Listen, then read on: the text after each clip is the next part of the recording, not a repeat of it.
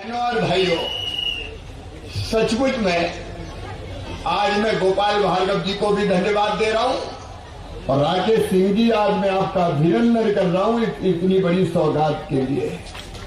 ये राकेश सिंह है जिसने बड़े सपने देखे और केवल सपने नहीं देखे, सपनों को पूरा करने के लिए जी जान एक कर दिया। और जबलपुर वालों, जो हिंदुस्तान में कहीं नहीं हुआ वो गडकरी जी से राकेश सिंह ने करवाया। 1100 करोड़ का फ्लाईओवर, कोई ने सुना है क्या?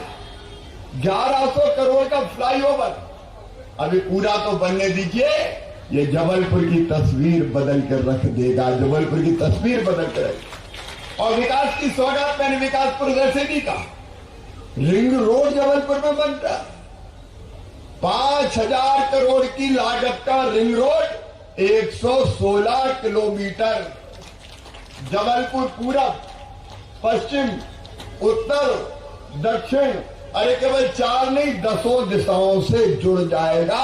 अद्भुत नगरी होगी अपना जबलपुर, अद्भुत नगरी।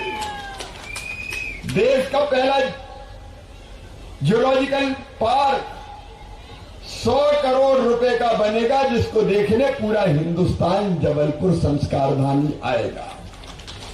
रीजनल साइंस सेंटर 48 करोड़ रुपए का, टेक्नोलॉजी सेंटर 200 करोड़ रुपए का, और देश का दूसरा सबसे बड़ा रोपवे भी अपने जबलपुर में ही लगने वाला है।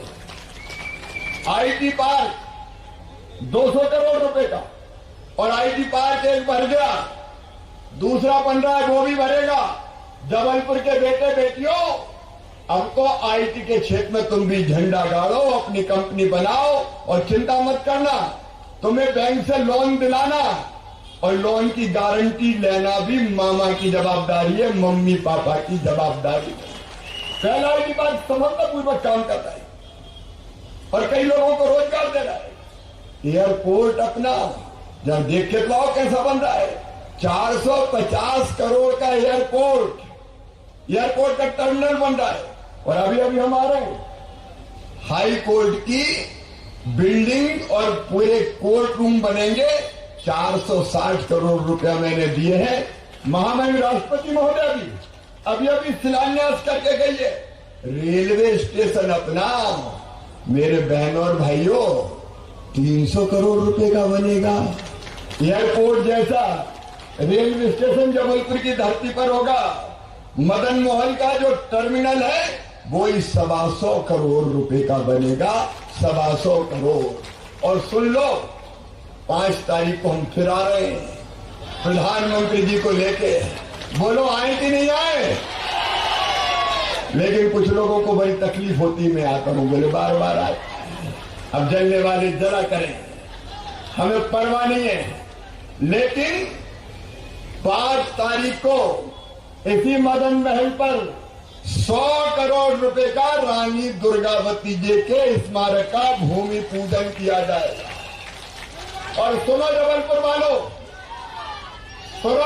वालों, ऐसा स्मारक बनाऊंगा कि पूरा हिंदुस्तान देखने आएगा, बिना देखे नहीं जाएगा। ये जबलपुर के हमारे सपने हैं।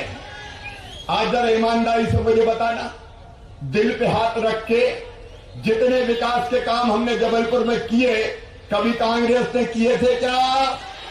अरे पीछे तक से आवाज आना चाहिए, किए थे क्या? 2003 तक बंटा ढाल ने तो किए ही नहीं, लेकिन 1.25 साल के लिए ये भी आए थे। कमलनाथ जी और उनके मंत्रिमंडल के एक सदस्य, नाम नहीं लूंगा सामने, आप बताओ एक कंकड़ पत्थर लगा क्या? अरे दिल से बताओ, लगा क्या? कमलनाथ जी रोते ही रहते थे उस समय, कहते थे मैं क्या करूं, मेरे पास पैसे ही नहीं है, मेरे पास पैसे ही नहीं है, मामा खजाना खाली कर गया। जबलपुर वालों, वो रोते थे कि हमारे पास पैसा नहीं है।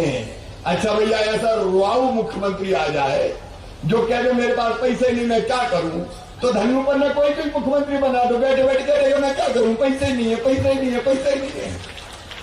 अरे ऐसा मुख्यमंत्री और सरकार कोई काम का है क्या? और सुनो, यहां खड़े रह के मैं डंके की चोट कह रहा हूं, मेरे पास पैसे की कोई कमी नहीं है। जब जो जबलपुर ने मांगा, मध्य प्रदेश ने मांगा, ये हमारे नेतृत्व बैठा है, गोपाल भार्गव मेरे मंत्री बैठे हैं, मेरी लाडली बहनाओं।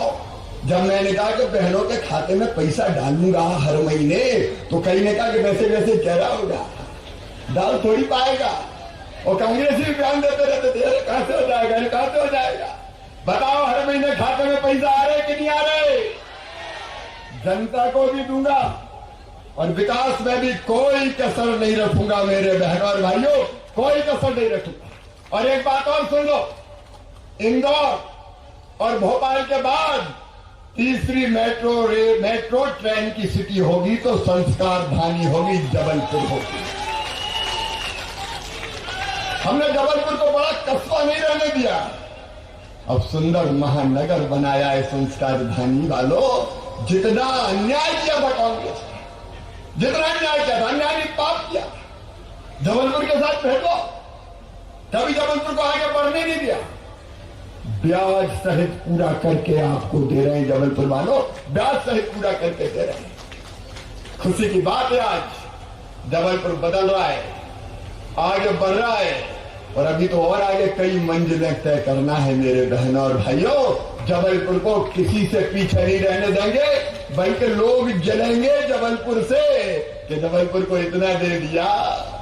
लेकिन परवाह नहीं है, क्योंकि अन्याय हुआ था जबलपुर के साथ कांग्रेस के जमाने में, हम उसको न्याय में बदलते देंगे। एक तरफ ये सारे विकास के काम, लेकिन अभी अभी मुझे एक आवेदन मिला, ये वार्ड नंबर 67 से रानी अवंतीबाई वार्ड के लोग हैं क्या यहाँ पे? है, कैंट विधानसभा के हैं वो, है कैंट वाले भी। मेरे पास ये आवेदन आया पट्टे का, क्या हमारे पास छोटे मोटे मकान बना के रह रहे हैं, लेकिन हमारे पास पट्टे नहीं है। ये शिव संकल्प सुन लेना, आज की तारीख और आज का समय नोट कर लेना। मध्य प्रदेश की धरती पर किसी गरीब को रहने की जमीन के बिना नहीं रहने दूंगा, सबको रहने की जमीन का मालिक बनाऊंगा। मुझे पीछे तक बताओ, मुझे पीछे तक बताओ, आप रहने की जमीन का टुकड़ा हर गरीब के पास होना चाहिए कि नहीं होना चाहिए? और इनके जिनने ये आवेदन दिया है, अशोक जी, पट्टे दिए जाएंगे, कोई चिंता करने की जरूरत नहीं है। भारतीय जनता पार्टी की सरकार है और मामा का राज है, चिंता काय को करते हो। अभी हमने ग्रामीण क्षेत्र में योजना बनाई, लाडली बहना आवास योजना, और उसमें तय किया कि लाडली बहना आवास योजना में गांव में वो बहनें जिनके पास प्रधानमंत्री आवास योजना में नाम छूट गए और मकान से वंचित रह गई, उनको भी मकान बनाने के लिए राशि देंगे। और ठीक वो योजना मैं शहर के लिए भी डिजाइन कर रहा हूं, जहां जहां जगह मिलेगी। देखो, अभी हमने मध्य प्रदेश में माफियाओं पे बुलडोजर चलाए और 23,000 एकड़ जमीन छीनी। कितनी जमीन छीनी? 23,000 एकड़ जबलपुर में भी छीनी है। और हमने तय किया है, उस पूरी जमीन पे मैं गरीबों के घर बनाऊंगा, माफियाओं से छीनेंगे और गरीबों के मकान बना के देंगे। जहां जमीन कम है वहां अलग अलग मकान नहीं बनेंगे, वहां मल्टी स्टोरी बना के एक ही बिल्डिंग में कई गरीबों को मकान दे देंगे। देखिए, हमारे लिए तो जनता की सेवा भगवान की पूजा है। और इसलिए अब देखो तो प्रधानमंत्री जी ने कितनी योजनाएं चलाई। मैंने कई बार कहा है, मैं आज फिर दोहरा रहा हूं, मैं सरकार नहीं चलाता, मैं परिवार चलाता हूं, परिवार। अच्छा, ईमानदारी से बताना मुझे, मैं मुख्यमंत्री लगता हूं कि भैया लगता हूं? अरे जोर से बताओ। और बेटा बेटियों का, आजकल तो बूढ़े भी मामा ही कहते हैं, मामा। और जबलपुर में कहते मम्मा, क्या है मम्मा? ये संबंध है श्रीमान नरेंद्र मोदी जी, उनके नेतृत्व में। और यहां हम लोग सरकार चला रहे हैं, डबल इंजन की सरकार। निःशुल्क राशन, आयुष्मान कार्ड, रहने की जमीन, उस पर पक्के मकान, बीमारों का इलाज और भांजे भांजियों के पढ़ाई की व्यवस्था। मेरे बहनों और भाइयों, ये कमलनाथ जी की सरकार बीच में आई थी, क्या गजब किया इनने। मैं अपने बच्चों को, भांजे भांजियों को देता था लैपटॉप, जो अच्छे नंबर लेकर पास होते थे। ये कमलनाथ दादा ने लैपटॉप छीन लिए बच्चों को। ये कमलनाथ जी ने बेटियों की हम शादी करते थे, शादी तो हुई लेकिन पैसा बेटियों के खाते में नहीं गया। इन्होंने तो संबल योजना बंद कर दी, इन्हें तीर्थ दर्शन योजना बंद कर दी, बुजुर्गों की तीर्थ यात्रा छुड़वा दी। लेकिन जबलपुर वालों, अब तीर्थ दर्शन फिर शुरू हो गई है, और केवल रेल से नहीं, अब तो हवाई जहाज से भी तीर्थ हम ले जा रहे हैं। अरे गरीब को हवाई जहाज में बैठना चाहिए कि नहीं? ये भारतीय जनता पार्टी की सरकार है। और एक बात और सुन, आईटी पार्टी की बात आई थी। मेरे बेटा बेटियों, अभी हमने तय किया अपने अपने स्कूल में, हायर सेकेंडरी स्कूल में, जो बच्चे, एक बेटा और एक बेटी पहले नंबर पे आएगा, उसको मामा स्कूटी दिलवाएगा। स्कूटियां दे दी। और ये स्कूटी का परिणाम ये है कि अब कई बच्चे बहुत सीरियस हो गए कि मामा स्कूटी देगा यार, जरा पढ़ाई ढंग से कर लो, तो मेरे तो दोनों काम हो जाएंगे। आम के आम, गुठलियों के दाम। जैसे आप लोग बच्चों को लुभाती, बेटा मान जा, टॉफी दूंगी, टॉफी दूंगी, टॉफी दूंगी। मामा कह रहा बेटा पढ़ लो, स्कूटी दूंगा, लैपटॉप दूंगा। अब इस बहाने बच्चे पढ़ेंगे तो पढ़ाई का स्तर सुधर जाएगा। और एक बात और सुन लेना, पढ़ने के बाद अगर उन बच्चों का एडमिशन मेडिकल कॉलेज में, इंजीनियरिंग कॉलेज में, आईआईटी आईआईएम में, लॉ कॉलेज में, कहीं भी होगा, सरकारी हो चाहे प्राइवेट, तो फीस बहुत ज्यादा होती है। आप जानते हो प्राइवेट मेडिकल कॉलेज मतलब 13-14 लाख रुपया हर साल की फीस, 5 साल का अंदाज लगा लो आप। बताओ इतनी फीस गरीबों के बेटा बेटी दे सकते हैं क्या? जोर से बोलो, मध्यम वर्गीय दे सकते हैं क्या? तो उनकी फीस अब उनके मम्मी पापा नहीं भरवाएंगे, कौन भरवाएगा? मामा भरवाएगा। 8 लाख रुपए तक की जिनकी आय है, उनकी फीस भरवाने का काम हम करेंगे। ये लोगों की जिंदगी बदलने का अभियान है। एक तरफ विकास और दूसरी तरफ जनता की जिंदगी बदलने का अभियान है। मेरे प्रिय बहनों और भाइयों, आज मैं आपसे निवेदन करने आया हूं। 5 तारीख को प्रधानमंत्री जी भी पधार रहे हैं। रानी दुर्गावती जी के स्मारक का भूमि पूजन करने, कार्यक्रम लगभग फाइनल हो गया है। तो 5 तारीख को फिर चर्चा करेंगे। जबलपुर के इतिहास, गौरव, परंपराओं के अनुरूप ऐसा सजाएंगे, संवारेंगे तो दुनिया कहेगी देख लो ये अपना जबलपुर है, देख लो ये अपना जबलपुर है, देख लो ये अपना जबलपुर है। तब और विकास की बात करेंगे।